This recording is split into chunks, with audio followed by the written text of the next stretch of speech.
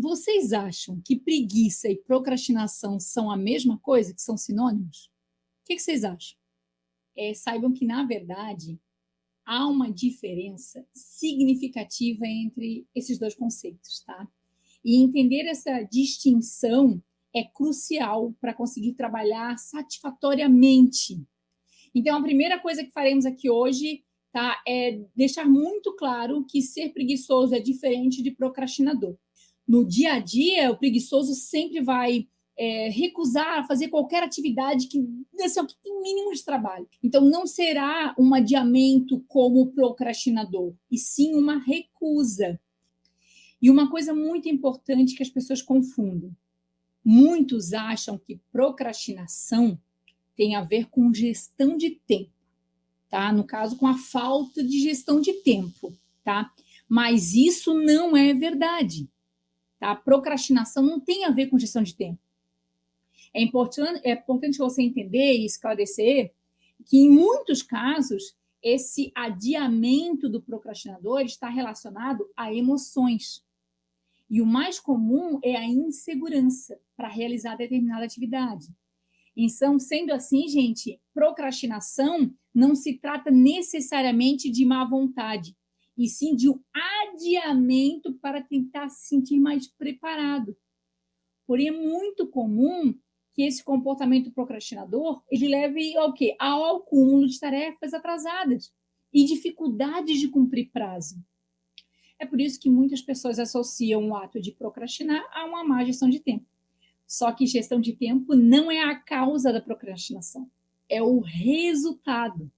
Ok, mas aí é o seguinte, Kati, e aí? Como é que você vai começar a neutralizar isso?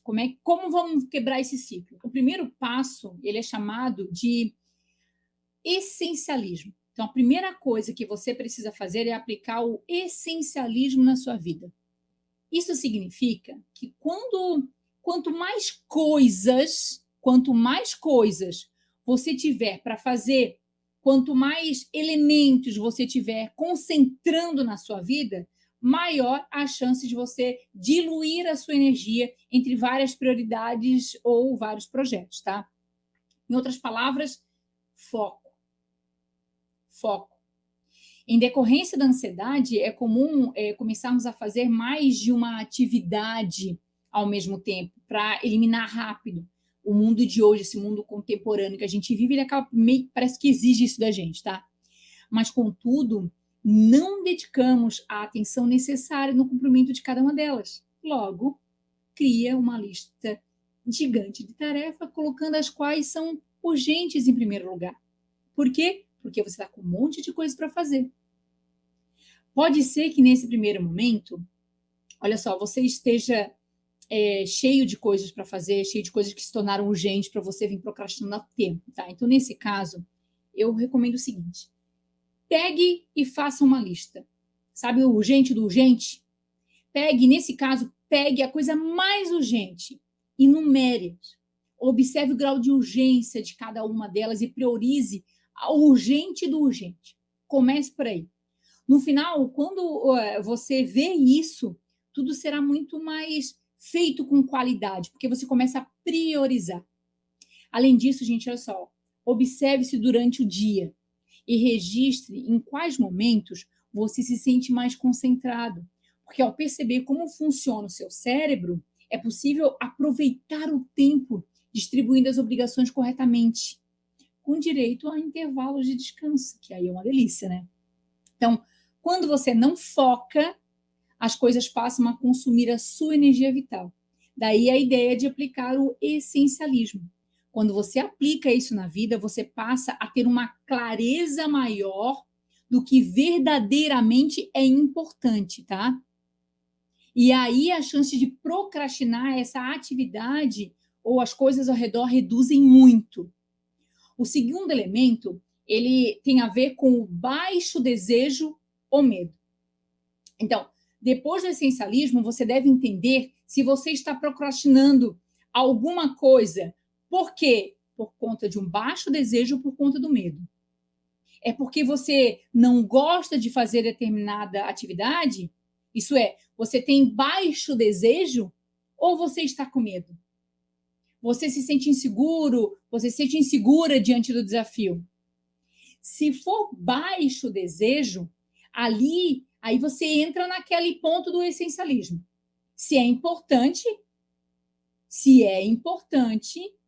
tá? Se esse for o caso, e é um baixo desejo, você simplesmente não gosta. Certo? Então, eu te digo o seguinte, quando você precisa fazer alguma coisa que é importante, mas que você não goste, encara. Para de fugir, porque fugir não resolve. E um dia aquilo só vai, assim, vai ficar urgente, porque hoje pode ser que seja importante, lá na frente pode ser urgente. Tem um monte de coisas que eu preciso fazer que eu também não gosto, mas aí tem que encarar. Olha, muitos dizem que procrastinam pois são ansiosos e estão muito estressados. Gente, ansiedade e estresse não são problema, eles são efeito. A ansiedade e estresse, eles são efeitos de alguma outra coisa. Eles têm uma causa. Alguma coisa está gerando a ansiedade e o estresse em você. E muitas vezes é a procrastinação. Olha só, quando a causa da procrastinação não é o baixo desejo, ela se origina no medo. Na verdade, a maior parte do que nós procrastinamos, ela está realmente intimamente ligada ao medo, tá? Basicamente, você acaba procrastinando porque você se sente inseguro, você se sente insegura. Você tem medo de começar e não se dar bem, medo de começar e não dar conta, medo de fracassar. Logo, você nem começa, você fica procrastinando. Então, você fica com um pensamento tipo assim, se eu começar e não prosperar nisso que eu vou fazer, se eu começar e não ter sucesso nisso, logo eu não começo. Certo? Se te assusta, se te causa medo, então você vai reduzir, você não vai fazer. Gente, quando eu falo no processo do medo, a técnica mais importante para você lidar com a procrastinação causada pelo medo, ela se chama reduzir. E reduzir consiste em você dividir iniciativas grandes em partes menores. Quando você olha para partes menores, isso tende a diminuir a sua ansiedade, pois você passa a ver partes pequenas e seu cérebro pensa, não, peraí, isso assim eu consigo resolver, eu consigo dar conta. Então, muitas vezes, o que mais nos impede de começar é pensar em todas as coisas que precisam ser necessárias para concluir. Entende? Então, nos dias mais complicados, se comprometa em fazer apenas uma tarefa. Divida isso em partes menores e se comprometa com uma parte só. O objetivo é entender que, dependendo da situação, avançar em algumas questões mais elaboradas realmente não vai ser possível, vai gerar estresse e vai gerar ansiedade. Mas isso não necessariamente significa que você deve procrastinar. Então, assim, minha sugestão, se você está procrastinando porque você está com medo de errar, medo de fracassar, medo de não dar conta, então reduza. Divida o processo em etapas e vá realizando por partes, mas faça. Não deixe que essa ação, essa atividade saia do importante para ir para o urgente. Com o tempo você começará a se sentir mais seguro, mais segura, pois você verá que consegue sim realizar a atividade. E isso vai te fortalecendo, vai mandando para o seu cérebro a mensagem de que você dá conta sim. E quanto mais você fizer, mais você saberá, maior será a sua autoconfiança. E tudo aquilo que fazemos repetidamente, a gente fica bom. Seja um hábito bom ou seja um hábito ruim, porque é treino. Treino. Medo você cura com preparação e ação. Medo você não cura esperando esse medo passar, tá? Medo você não cura achando que você tem que ser perfeito. Porque, olha, inclusive, o perfeccionismo, ele é como uma gasolina, eu diria, na fogueira do medo, tá? Só vai aumentar ainda mais. Então, não busque perfeição, busque fazer.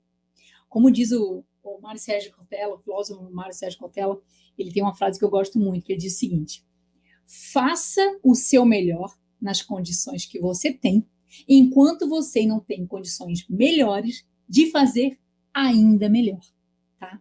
Então, ó, aí a frase de Mário Sérgio Cortella, eu super indico para vocês, tá?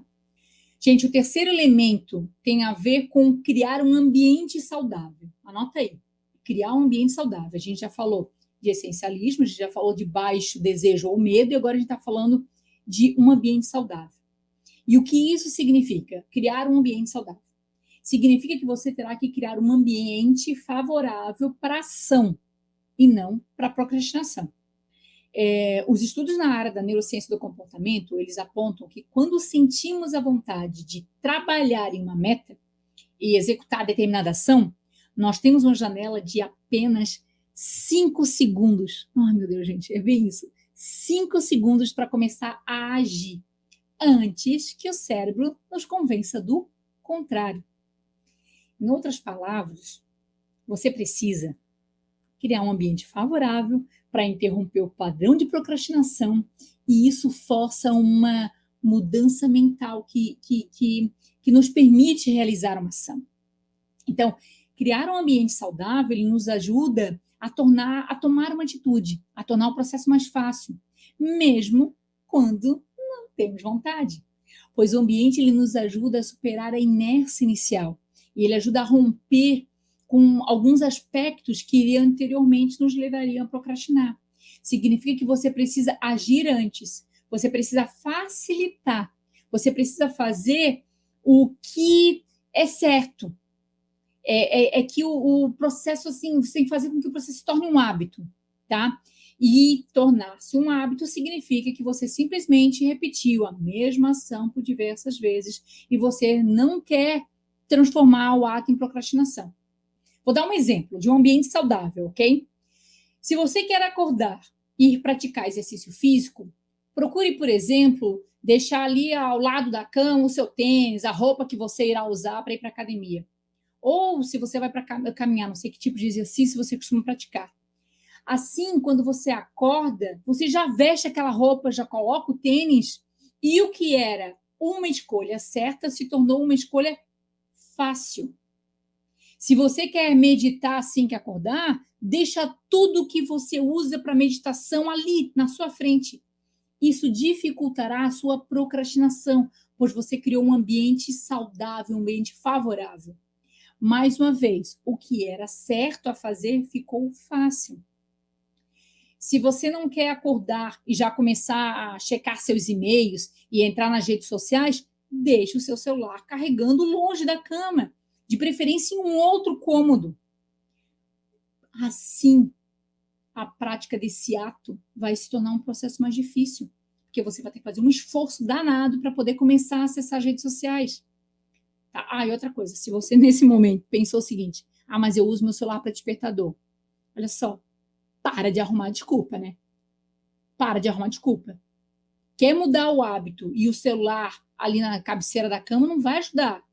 Então, compra um despertador, gente. Ainda existe despertador. Eu sei que parece uma coisa meio cringe, meio antiga, mas existe despertador e funciona super bem. Eu tenho despertador.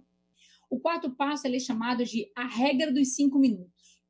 Não ache estranho, tá? Isso é comprovado e funciona. O que isso significa? Consiste em você causar estímulos em si próprio. Basicamente, dizer para o seu cérebro, vou fazer essa tarefa só por 5 minutos. E eu vou explicar melhor, tá? A ideia é o seguinte, sempre que você precisar fazer algo que realmente não queira fazer, concorde em apenas 5 minutos. Literalmente. Defina um temporizador, se você quiser. Inclusive, eu recomendo usar um temporizador, tá? E se em 5 minutos você não sentir vontade de fazer aquilo, você pode desistir sem culpa alguma. E aqui, ó, seja para praticar um instrumento, seja para aprender um novo idioma, arrumar o armário, limpar sua caixa de e-mails, fazer um rápido treino ou praticar exercícios físicos, seja lá o que você estiver procrastinando. Não importa o tamanho ou o tipo do seu projeto. Colocar 5 minutos sempre fará você se sentir melhor. Sempre fará. Tá? Então, diga para você mesmo: farei por 5 minutos e coloque o cronômetro e comece a fazer a atividade. Esse cronômetro, ele será ativado e você provavelmente desejará continuar. Essa é uma técnica que eu uso bastante. Às vezes tem tarefas que eu preciso fazer, mas que eu não gosto de fazer, tá? Como eu já falei, o que a gente faz com coisas que a gente não gosta? A gente encara. E quando essa coisa me incomoda muito, eu uso essa técnica. Então eu logo coloco lá um cronômetro de 5 minutos e começo a fazer a tarefa. Eu nunca quero começar, porque o procrastinador nunca quer começar. Mas uma vez que eu começo, é difícil manter a atividade, olha, por pelo menos 45 minutos. E eu estou sempre feliz por ter começado. Passou 5 minutos e ainda assim você não deu um tesão, aquele tesão não veio para fazer, mesmo que a vontade de continuar não te atinja, tudo bem. Você dedicou algum tempo valioso e pode sim se considerar vitorioso, orgulhoso de si. Se você não quiser continuar, você sabe que pode desistir sem culpa. Tá? Você fez os seus 5 minutos, porque saberá que você progrediu um pouco. E no dia seguinte, tente outra vez. Outra sugestão é não deixar para mais tarde, tá? Se der para realizar de manhã, então livre-se logo daquilo que você não gosta de fazer na parte da manhã. Porque com o tempo o cérebro vai criando um mindset que o fará realizar as tarefas sem maiores esforços e a procrastinação não será mais um problema na sua vida. Os pequenos incrementos de tempo, eles percorrem um longo caminho, especialmente quando executamos com foco e consistência. Então, não subestime o poder dos 5 minutos, tá? Não subestime. Lembrando, os 4 passos são essencialismo, baixo desejo ou medo, criar um ambiente saudável e a regra dos 5. É uma técnica comprovada e se vocês aplicarem, tenho certeza que vocês vão parar. Tá? Vão parar de procrastinar.